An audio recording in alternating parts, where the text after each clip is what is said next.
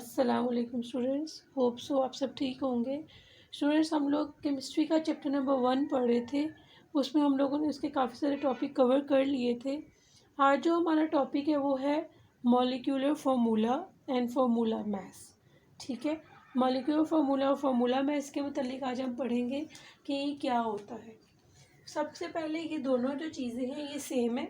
ठीक है, ये क्या चीज़ होती है कि इसके अंदर जितने भी एटॉमिक मैसेज होते हैं उनका सम, किसी भी एटम के अंदर, ये एक एटम है, ठीक है, इसके अंदर जितने भी इसके एटॉमिक मैसेज हैं उनका सम, इसको हम बोलते हैं molecular formula and formula maths.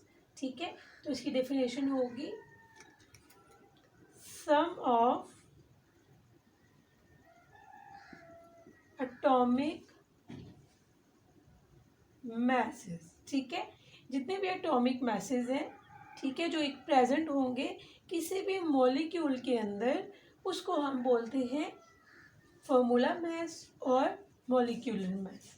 ठीक है, यहाँ पे अब आपको एक चीज़ समझने वाली है। यहाँ पे आपको अक्सर पेपर में पीरियोडिक टेबल भी दिया जाता है, क्या वहाँ से भी ये सॉल्व कर सकते हैं। उसके अलावा आपको चंद एक फर्स्ट 2-3 रोज़ के आपको एटॉमिक मैसेज याद होने चाहिए। ठीक है, पीरियोडिक टेबल में यहाँ पे आपके एग्जांपल्स है, मैं आपको इसको एग्जांपल्स के साथ बताऊंगी कि हम इसको कैसे सॉल्व करेंगे। ठीक है, एग्जांपल्स हैं। फर्स्ट वन हमारी एग्जांपल्स है molecular mass of H2O। H2O is water. ठीक है, तो मॉलिक्यूलर मैस ऑफ वाटर हमने क्या करना है, फाइंड करना है। इसके लिए मैं अब आपको बुक से थोड़ा सा बताऊंगी कि इसके लिए हम लोगों ने कैसे देखेंगे बुक से कि इसके मॉलिक्यूलर मैस हम कैसे फाइंड करेंगे। ठीक है स्टूडेंट्स, जी स्टूडेंट्स, ये आपको बुक नज़र आ रही है। ये आपका चैप्टर नंबर 3 के अंदर पीरियोडिक टेबल दिया हुआ है, जिसके अंदर हमें पता चलेगा मैथ्स क्या होता है और number of maths, formula maths क्या होता है। ठीक है, यहाँ पे देखें आपका, यहाँ पे ये फर्स्ट वाला जो है ये नंबर है, atomic number, then hydrogen is the name, H is the symbol, फिर आगे 1.007 is the atomic weight. Atomic weight को हम बोलते हैं एटॉमिक मैस। क्या बोलते हैं, एटॉमिक मैस। ठीक है, एटॉमिक वेट को बोला जाता है कि ये है एटॉमिक मैस। ठीक है, अब यहाँ पे कुछ और आपके पास एग्जांपल्स हैं। जैसे देखें यहाँ पे लिथियम है, तो लिथियम की है 6.941। ठीक है, तो आपने मैथ्स में भी ये रूट पढ़ा होगा कि हम इसको राउंड ऑफ करते हैं। राउंड ऑफ करने के लिए हम क्या देखते हैं कि ये वाली जो वैल्यू होती है, पॉइंट के बाद वाली जो वैल्यू होती है, अगर ये 5 या 5 से बड़ी होगी तो जो हमारे पास पिछली वाली वैल्यू होती है उसके अंदर 1 प्लस कर देते हैं। तो इसका एटॉमिक नंबर हमारे पास मैस नंबर क्या होगा, एटॉमिक मैस 7। ठीक है, सेम इसी तरह बेरिलियम है, बेरिलियम का 9 होगा। देन सोडियम है 22.9 है, तो ये सेम उसी तरह 5 या 5 से बड़ी हो तो पिछली वाली वैल्यू के अंदर 1 प्लस कर देते हैं, तो इसका एटॉमिक मैस हमारे पास होगा 23। मैग्नीशियम का 24, पोटाशियम का 39, कैल्शियम का 40। ठीक है, इस तरह हम इसके एटॉमिक मैसेज देखेंगे कि इसके एटॉमिक मैसेज क्या है। ठीक है, अब हम अगर अपनी एग्जांपल की तरफ आए तो एग्जांपल में हाइड्रोजन था। ठीक है, हाइड्रोजन की 1 आ गई, और एग्जांपल में था हमारे पास ऑक्सीजन। ठीक है, ये देखिए ये ऑक्सीजन, ऑक्सीजन की थी 15.9। ठीक है, 15.99 थी, तो ये 5 या 5 से बड़ी थी, तो यहाँ पे क्या हो जाएगा, पिछली वाली वैल्यू में 1 प्लस कर देंगे, तो इट्स मीन इसकी वैल्यू क्या होगी, 16। ठीक है, इसकी वैल्यू क्या आ जाएगी, 16। अब हम अपना न्यूमेरिकल सॉल्व करते हैं। जी स्टूडेंट्स, मैंने आपको बुक से इसका एटॉमिक मैस फाइंड करने का तरीका तो बता दिया है। ठीक है, अब जो मैंने एग्जांपल लिखी हुई थी, एग्जांपल के अकॉर्डिंग में क्या था कि हमने मॉलिक्यूलर मैस फाइंड करना था H2O वाटर का। ठीक है, H2O वाटर का हमने एटॉमिक मैस फाइंड करना था। ठीक है, एटॉमिक मैस फाइंड करने के लिए मैंने एटॉमिक मैस हाइड्रोजन का लिखा कि उसका सिंबल H है और उसका एटॉमिक मैस है 1.007 9, ठीक है। इसी तरह एटॉमिक मास मैंने ऑक्सीजन का लिखा कि उसका है 15.994, ठीक है। देन मैंने क्या किया, इसको सॉल्व करना है। इसको सॉल्व करने के लिए मैंने क्या देखना है, इसका जो फॉर्मूला ऊपर दिया हुआ है उसका सीक्वेंस क्या है, ठीक है। इस फॉर्मूले का हमारे पास सीक्वेंस क्या है, ये H2O है, ठीक है। पहले हमने H की वैल्यू लिखनी है, फिर हमने 2 और देन हमने O की वैल्यू लिखनी है, ठीक है। अब यहाँ पे देखें H की वैल्यू थी हमारे पास ये, ठीक है। फिर ये 2 से साथ, इट्स मीन ये 2 इसके साथ मल्टीप्लाई हो रहा है, ठीक है। फिर हमने प्लस का साइन डालना है और फिर ऑक्सीजन की वैल्यू लिख देनी है, ठीक है। इन दोनों को मल्टीप्लाई किया तो मेरे पास ये आया। देन फिर ये वाला एज इट इज़ आपने नीचे उतार लेना है। फिर आपने इन दोनों को प्लस करना है, आपके पास आ जाएगा 18.0152 AMU। AMU का मतलब होता है एटॉमिक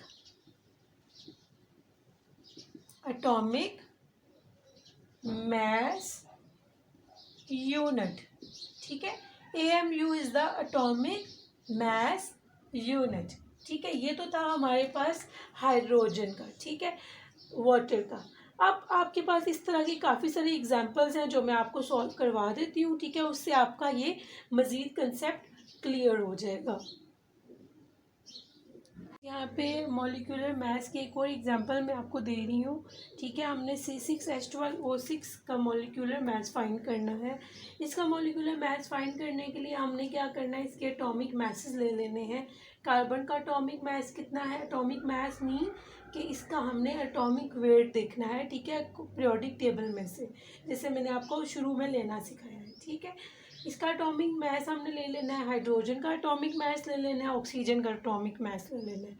इन सब के एटॉमिक मास लेके यहाँ पे मैंने 16 क्यों लिखा, 16 इस वजह से लिखा क्योंकि ये 15.99 था, ठीक है।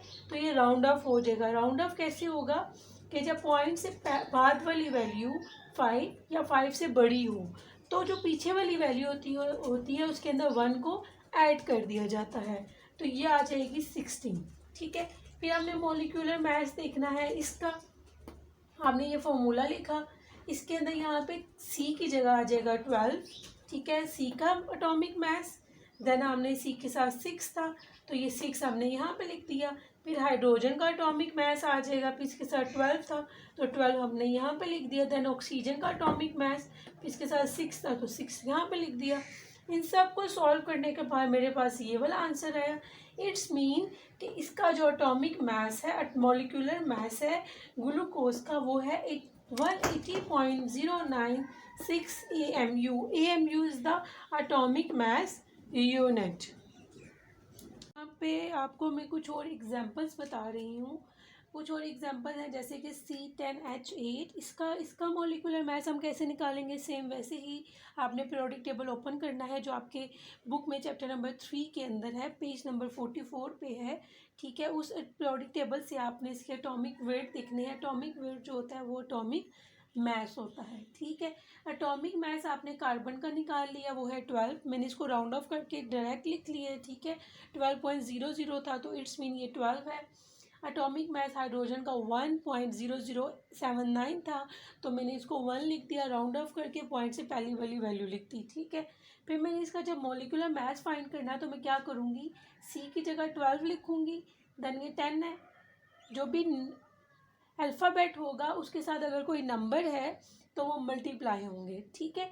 देन इस अल्फ़ाबेट और इस नंबर के दरमियान साइन प्लस का लगेगा, फिर आ जाएगी हाइड्रोजन की वैल्यू।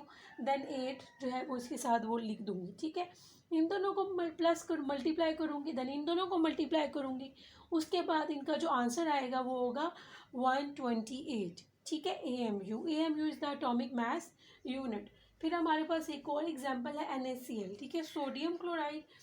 इसमें भी हमने सेम वैसे ही करना है, एटॉमिक मास हमने सोडियम का निकालना है, ठीक है।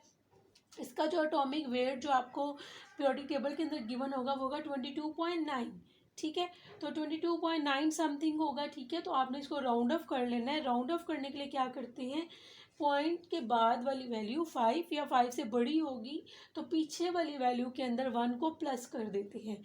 जब 1 को इसके अंदर प्लस करते हैं तो ये 3 हो जाती है, ठीक है। फिर आपने इसका 23 आ जाएगा। इसी तरह एटॉमिक मास आपने क्लोराइड का लिखना है, वो 35.5 आ जाएगा।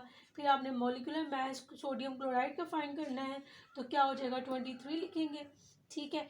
फिर देन 23 के बाद आप इसको यहाँ पे 23 लिखेंगे, ठीक है। 23 के बाद आप इसके अंदर लिख देंगे, यहाँ पे प्लस आता है, सॉरी, ठीक है, यहाँ पे प्लस आएगा। 23 के बाद आप इसको 35.5 के साथ ऐड कर देंगे, तो आपके पास आ जाएगा 58.5 AMU। तो 58.5 इसका एटॉमिक मास यूनिट आ जाएगा, ठीक है। ये तो थे हमारे पास कुछ मॉलिक्यूलर फार्मूलाज और एटॉमिक फार्मूलाज, ठीक है। तो ये अब आप लोगों ने सॉल्व करने हैं, ठीक है। अगर किसी किस्म का इसमें से कोई क्वेश्चन आपको समझ ना आ रही हो, कोई क्वेरी हो, या किसी और कंपाउंड्स के आपने मॉलिक्यूलर मास या फॉर्मूला मास आपको फाइंड करने ना आ रहे हो, आप चाहते हैं मैं आपको वो सॉल्व करके दूं, तो आप मुझे कमेंट्स में बता सकते हैं, ठीक है। इसके अलावा अगर कोई और टॉपिक जो आप मुझसे समझना चाहते हैं, जो आपको चाहते हैं कि मैं आपको पहले वो वाला टॉपिक समझा दूं, तो आप कमेंट्स में मुझे बता दें, वो मैं आपको समझा दूंगी, ठीक है। और वीडियो देखने के लिए थैंक यू सो मच, और अपना ख्याल रखिएगा और दुआओं में याद रखिएगा। थैंक यू, अल्लाह हाफ़िज़।